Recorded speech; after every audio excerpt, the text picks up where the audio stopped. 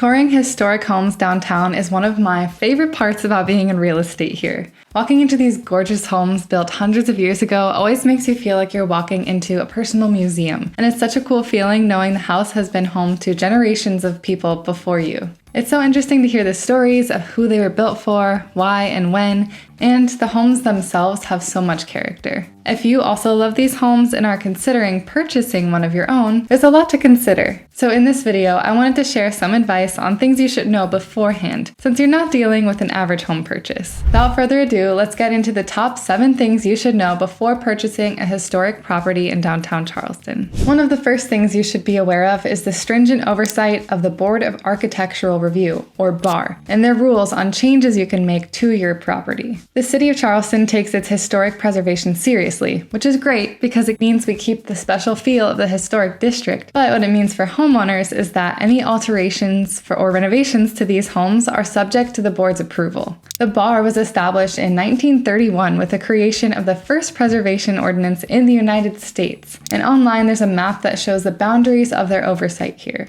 Their job is to review all new construction, alterations, and renovations visible from the public right-of-way. So basically, if you're walking past a house, anything someone could see from the front. This would include things like windows, shutters, brick and paint color, front porches, roofs, and more. They also review all demolitions of buildings, which they do not take lightly. When they review changes, they follow a policy of Charleston standards, and I won't go into all of them here, but basically they don't let you remove or alter any distinctive features, change anything that has historical significance, or add anything that's not historically accurate. They also want homeowners to repair instead of replace things. This includes things like windows, use appropriate treatments, and use compatible materials. Most minor changes like painting, site work, and repairs are typically reviewed by staff and don't require the full board review, but if you're intending on doing a major project, the board will have to review. So to sum it up, before you make any changes on your historic home, keep in mind the process might take longer since it'll have to get approved and cost more, which we'll get into. If you make changes without getting approved, you'll be looking at some hefty fines. The City of Charleston has a ton of resources on their website if you wanted to look into these rules and details further. The next thing to keep in mind is potential structural issues in settling. Historic homes in Charleston often come with their quirks, including wonky floors, charming but uneven walls, and occasional structural issues. These homes have stood the test of time. They're literally hundreds of years old and have even been through the largest of hurricanes, but they may have undergone some significant settling, which can lead to challenges in maintaining their structural integrity. I always recommend a thorough inspection by professionals who are familiar with historic properties specifically, so they can uncover any potential issues.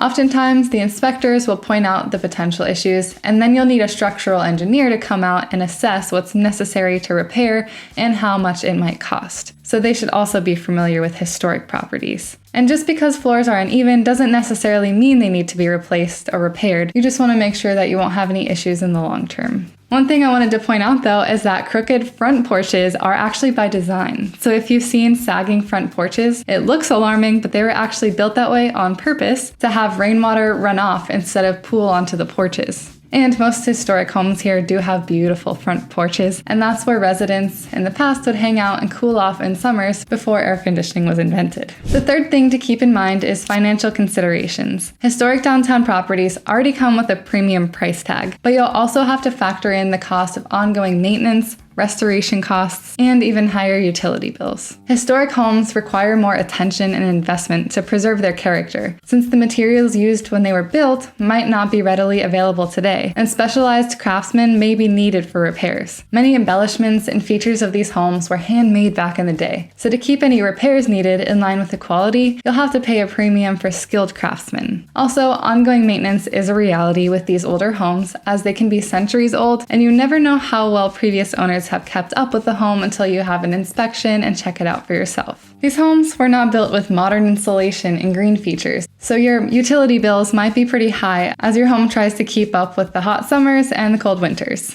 But what's cool is they have some built-in features of their own. The reason for the really tall high ceilings was to let the hot air rise, so when you're on the main level, you don't feel the heat as much. Porches throughout the whole peninsula were strategically placed so that people would be in the shade to cool off in the summer. And the houses were even built in a certain way to allow them to breathe a little. So it might not be like having new construction with all these green features, but there are certainly ways of making it better. It's always best to have contractors who know what they're doing with historic homes if you want to keep your utility bills at a reasonable number. Last thing with the financial considerations is that most of the peninsula is considered to be a high-risk flood zone. So flood insurance may be required if you're purchasing with a loan, but it is always recommended either way, so there's another expense to add.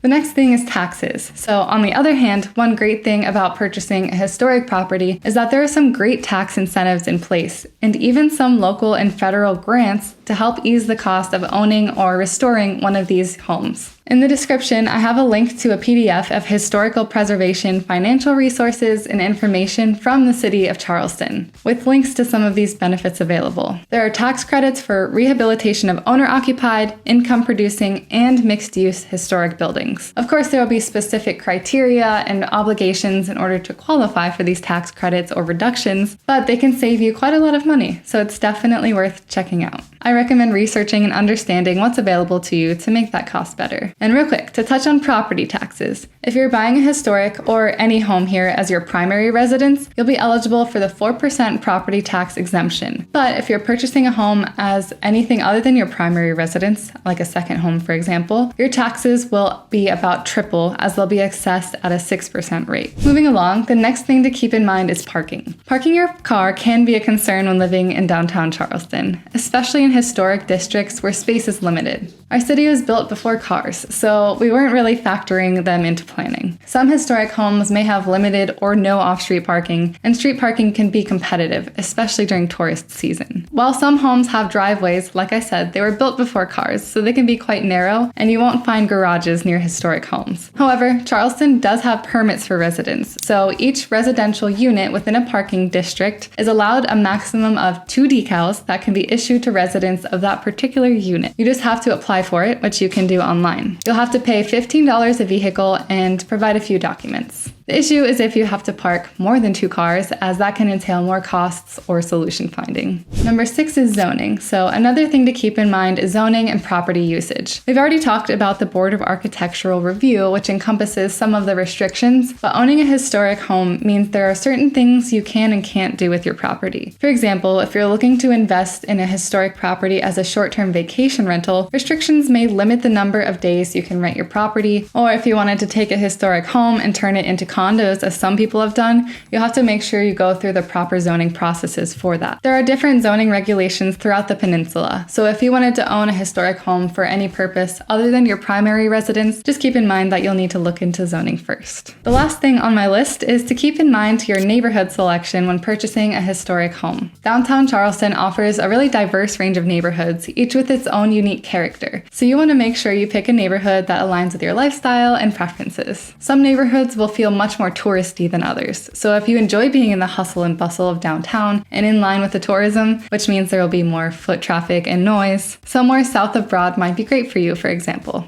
In many neighborhoods downtown, one of the big draws is that you'll be within walking distance to some of the best dining in the nation. But if you'd rather be in a more quiet residential section and within walking distance to Hampton Park instead, a neighborhood like Wagner Terrace might be better. Some areas will also be closer to colleges or medical centers, with the College of Charleston, MUSC, and the Citadel all on the peninsula. The oldest of the historic homes tend to be in the most touristy areas, so my advice would just be to consider your daily routine and what you want to be closest to or avoid when looking into the neighborhoods of these historic properties. So those are 7 tips for anyone interested in purchasing a historic home in Charleston, but this is just scratching the surface. Charleston is home to several local preservation organizations that offer support, resources, and advice to historic property owners. So connecting with these organizations can be a great way to learn more about the complexities of owning one of these beautiful homes. I hope you enjoyed learning more about some of the unique challenges and rewards of a historic property downtown. Owning one of these homes means you live right in Charleston's rich history and unique charm. However, it also comes with challenges such as the regulations on repairs and renovations, parking challenges, potential structural issues,